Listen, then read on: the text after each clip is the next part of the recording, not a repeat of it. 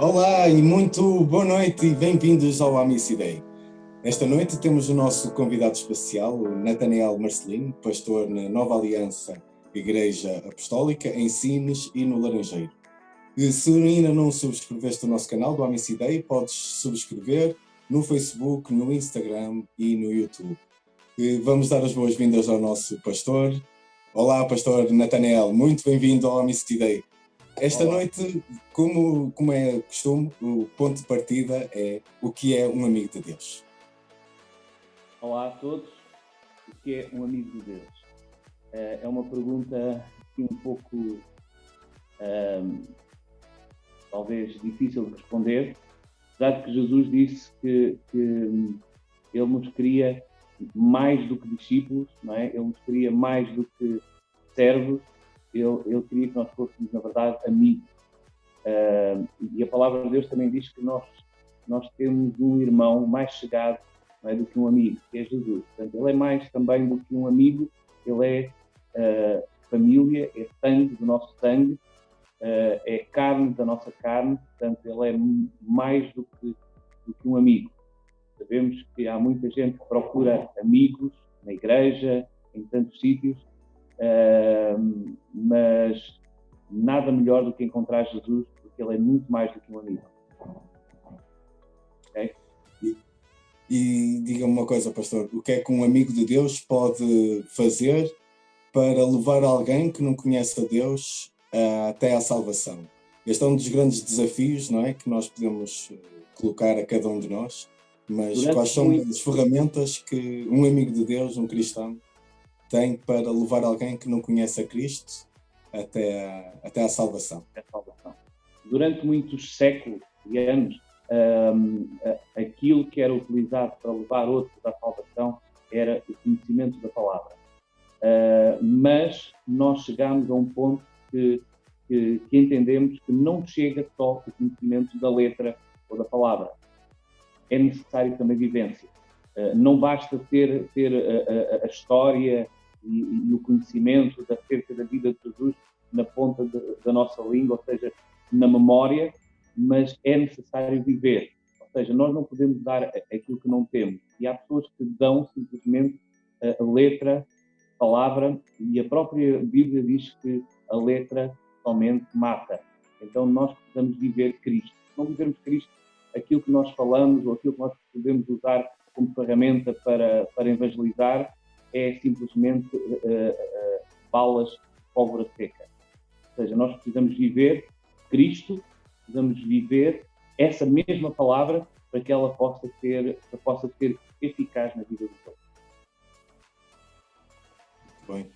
E diga uma coisa, em relação, nós temos que ter esta vivência, esta experiência com cada um de nós, não é? E ser um testemunho, e às vezes eu até costumo dizer que nós somos a Bíblia que nunca alguém leu, não é? Através da nossa vida nós podemos testemunhar. Mas o que é que pode contribuir para que um cristão se possa afastar dos caminhos de Deus, se afastar de Deus?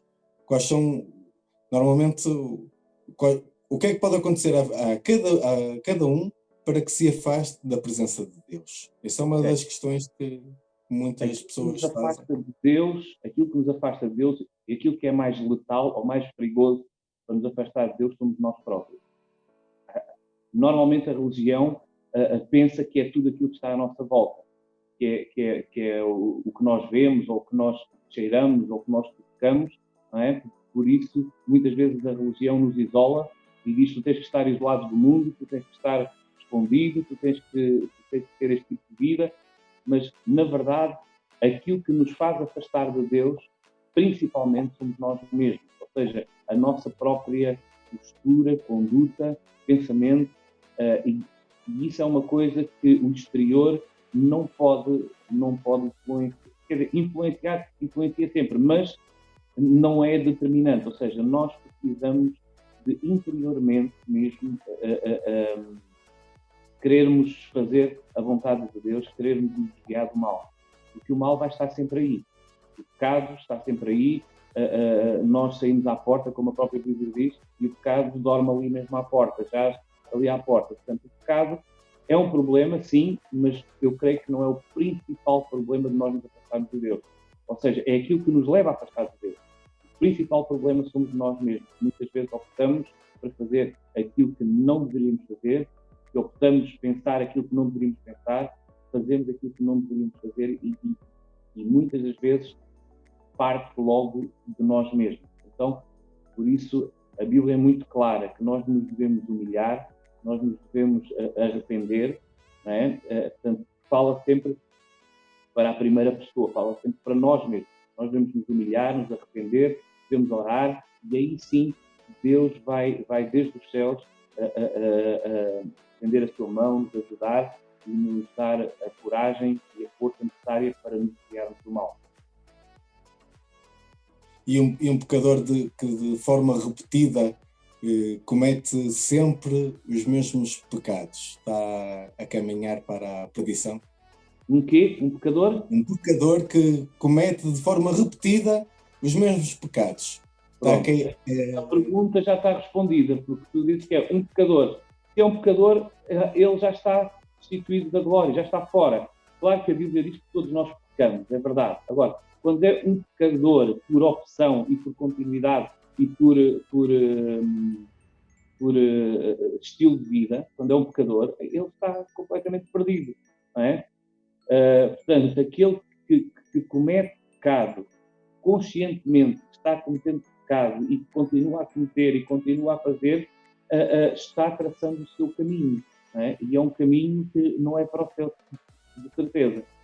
Portanto, por isso a Bíblia nos alerta para nós nos arrependermos, para nós voltarmos, ou seja, arrepender é como que mudar de rumo, ou seja, voltar para outro rumo, para outra direção. Então, está aí a resposta. Aquele que peca constantemente está perdido. E o que é que... E o cristão, quando... Então, verdadeiramente, nunca foi um cristão de verdade, não é?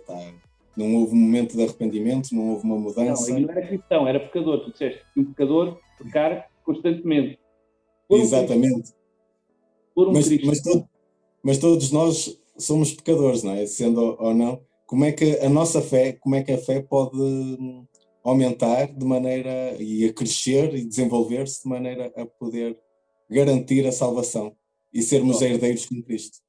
A salvação não é garantida para ninguém. A salvação é garantida em Deus, porque Deus nos predestinou para a salvação, a todos, desde o início, desde a fundação do mundo. Ele criou o paraíso, não é? Criou o jardim do Éden para que o homem vivesse lá para sempre. Não era para viver 1 ou 2 dias ou 3 dias, era para viver para sempre.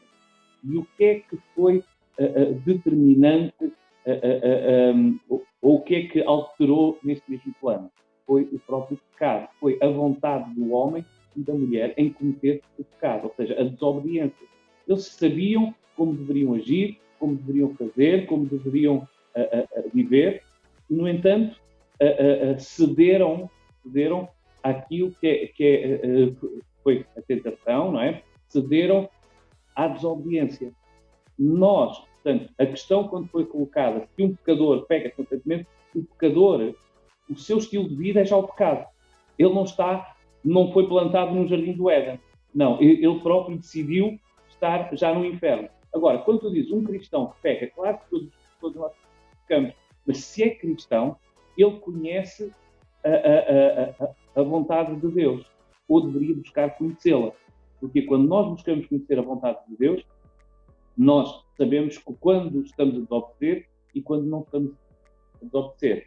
Então, a salvação não é garantida, não é, pronto, eu agora aceitei Jesus e estou salvo para sempre. Não, isto é uma aberração de estar a dizer isso, porque a própria Bíblia contradiz. Então, quando nós aceitamos Cristo, é-nos dado a conhecer a vontade de Deus. Não é? Nós começamos a conhecer a vontade de Deus. E aí nós começamos a ter desejo de conhecer mais e mais a vontade de Deus. Não significa que não sejamos ainda pecadores, somos pecadores. Não é? Mas a nossa própria vontade começa a ir no sentido contrário daquilo que é a vontade do pecador. Não é? Então, nós procuramos conhecer a vontade de Deus para quê? Para nos levar à obediência, para nos levar àquilo que agrada a Deus, que é a obediência. Aquele que é cristão e que vive continuamente, ou seja, conhece a vontade de Deus, mas ainda assim continua a pecar, está em desobediência, não pode estar em obediência, não é? A não ser que se arrependa, não é? E que volte novamente ao caminho da obediência. E há vários exemplos, nós podia dar aqui vários exemplos, mas nós temos aqui, posso dar só um exemplo aqui, pronto, mais, sei lá, geral, não é? Mas imaginem, Cristo veio para que todos se salvassem, não é? Portanto, essa era a sua missão. Ele disse, eu vim para que todos se salvassem.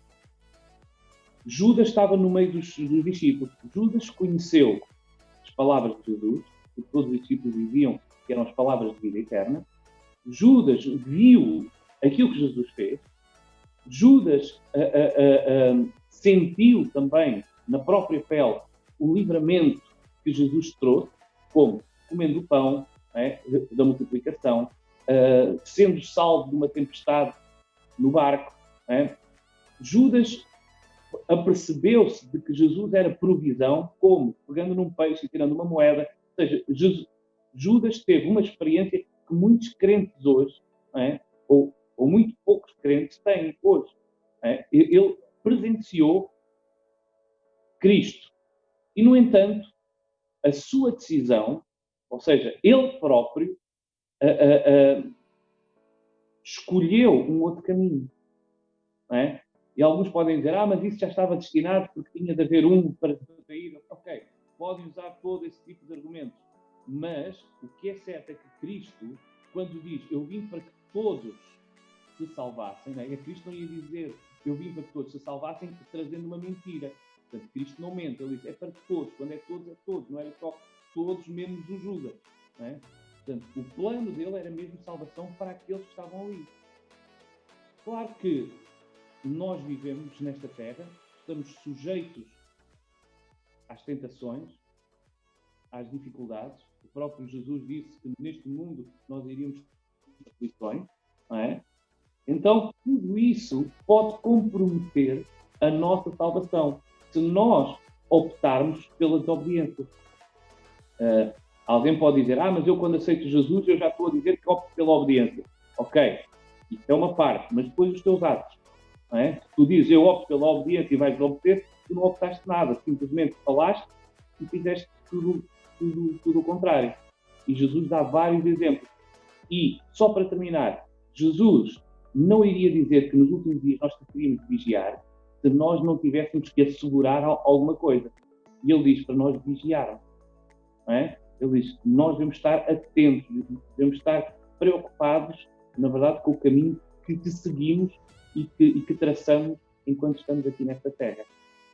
E o Apocalipse diz isso mesmo. O Espírito fala às igrejas. E há ali algumas igrejas que até viveram o primeiro amor, não é? Aceitaram Cristo, estava tudo muito bem, mas depois são lançados fora. Porquê? Perderam a salvação. Porque perderam o primeiro amor, perderam esse desejo de fazer a vontade de Deus, de obedecer. Portanto, a minha posição nessa área é que a salvação deve ser guardada, deve ser preservada e nós a cada dia devemos nos chegar a Deus, devemos procurar fazer aquilo que lhe agrada. Claro que é uma missão difícil, porque nós estamos aqui, pecamos, e há muita tentação à nossa volta, há muita coisa que nos pode influenciar, mas nós, quando temos esta missão como prioridade, nós conseguimos resistir. E a Bíblia diz, se nós nos desviarmos do mal, nós resistimos ao diabo. O pastor deu o exemplo do Judas, não é? E às vezes nós podemos também entrar no sentido de estamos a pensar que estamos a fazer o que é certo. O apóstolo Paulo também, quando estava a guardar as vestes de Estevão, julgava estar o que é certo. Será que podemos às vezes estar a interpretar, pode haver o risco de estarmos a interpretar de forma errónea as Escrituras e pensarmos que estamos a fazer o que é a vontade de Deus, e o que é certo é que cada um de nós está a fazer a sua exclusiva vontade?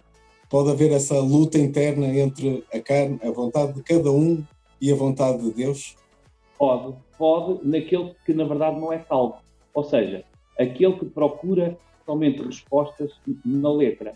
Ou seja, nós temos o exemplo de um Saramago ele leu a Bíblia e não entendeu patavina e usou a Bíblia para tentar apontar erros até ao próprio Deus, à Igreja e ao próprio Deus. Então, aquilo que eu vejo e que a Bíblia nos ensina é que para nós podermos entender, e aqui está a chave, nós precisamos do Espírito Santo, nós precisamos da presença do próprio Deus dentro de nós, porque é Ele que nos vai revelar, porque por nós próprios nós não vamos entender, por mais inteligentes sejamos, por mais aptos sejamos nas nossas capacidades literárias e sei lá mais o quê, se não tivermos o Espírito Santo, de nada serve.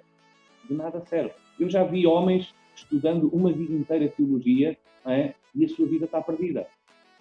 E conhecem a Bíblia de trás para a frente e conhecem grego e hebraico e sei lá mais o quê, mas as suas vidas são ocas. Então, nós precisamos de ter a presença de Deus, precisamos de ter o Espírito Santo, porque é Ele que nos vai revelar. E a própria Bíblia diz que Deus revela aquilo que é simples, aquilo que é humilde. Não é? Nós vemos o exemplo de Jesus com os gregos, não é? Veio Filipe dizendo, Jesus, os gregos querem te ver. E ele diz, ok, diz lá aos gregos que eles precisam de morrer primeiro. Não é? Porque os gregos eram o povo do pensamento, da crítica, da filosofia, não é? E Jesus sabia que eles eram homens capacitados nessa matéria do pensar e da crítica. Ele disse, vocês têm que morrer para esses pensamentos, têm que morrer para essa sabedoria do homem, não é? Têm que morrer para que Deus possa fazer algo em cada um de vós. Então, muitas vezes nós precisamos mesmo morrer para aquilo que são os pensamentos, para aquilo que são as teorias e sei lá mais o quê, morrermos mesmo e dizer, Deus faz algo em mim. Então aí o Espírito Santo começa a ter lugar para trazer a revelação, para trazer a palavra e tornar vida dentro de nós. Okay? Portanto, é muito normal que haja pessoas que conheçam a Bíblia e que andem enganados. Paulo estava assim, Paulo era um religioso. Ele conhecia a lei, conhecia a palavra, não é? Mas faltava algo tremendo. Ele encontrou um pouco depois, não é? Quando ia lá a perseguir os cristãos, ele encontrou o Espírito Santo. E Paulo é um dos grandes exemplos de homem que teve uma grande experiência com o Espírito Santo, de tal maneira que no livro de Atos, capítulo 19, ele reforça isso para alguns que já tinham aceitado Jesus, não é? Ele chega lá e diz assim, olha, isso não chega, vocês precisam de receber o Espírito Santo. Eles disseram, nós nem nunca ouvimos falar isso. Porquê? Porque já estavam a ser influenciados pela religião, que é o que acontece hoje nos nossos dias. E Paulo disse, não, vocês precisam de ser batizados pelo Espírito Santo, vocês precisam de ter a presença do Espírito Santo. E Paulo orou por eles receberam o Espírito Santo e com certeza a vida deles e a maneira de olhar para o Evangelho mudou. Okay? Agora estava-me a lembrar do salmista David, quando um dos salmos diz, não retires de mim o teu Espírito e traz-me de volta a alegria da salvação, não é?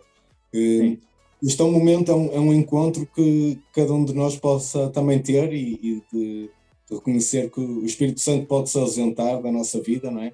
E é um momento crucial para que haja alegria em cada um de nós, não é verdade? A salvação traz alegria, não é? Vai transformar todo o nosso ser. Não é? E acima de tudo quero também agradecer a todos que estiveram connosco nesta noite e agradecer também a disponibilidade do pastor Natanael. Não se esqueçam, subscrevam o canal do Amicidei, o Ser um Amigo de Deus, subscrevam o canal no YouTube, no Facebook e no Instagram. Um grande abraço, vocês são Amicidei, vocês são amigos de Deus. Um grande abraço.